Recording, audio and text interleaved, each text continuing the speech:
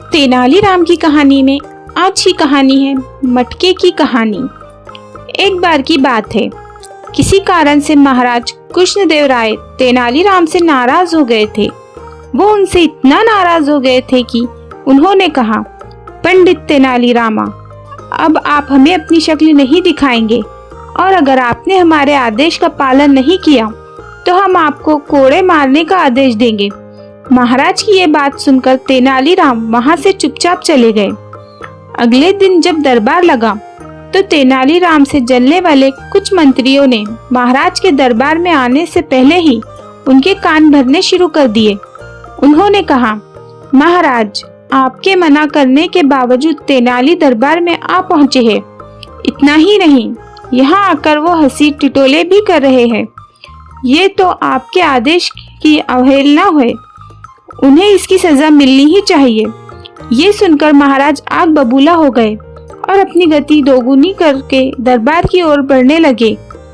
वो जैसे ही दरबार में पहुंचे, उन्होंने देखा कि तेनालीराम अपने मुंह पर एक मटका पहने दरबार में खड़े हैं। बस उनकी आंखों के आगे मटके में 2 छेद हैं। उनकी इस हरकत को देखकर महाराज कृष्णदेव राय ने गुस्से में उनसे कहा, पंडित तेनालीराम, हमने आपसे कहा था कि आप हमें अपनी शक्ल नहीं दिखाएंगे, फिर ऐसा क्या हुआ कि आपने हमारे आदेश का पालन नहीं किया? महाराज की बात पर तेनालीराम ने कहा, महाराज, मैंने आपको मेरी शक्ल कहाँ दिखाई?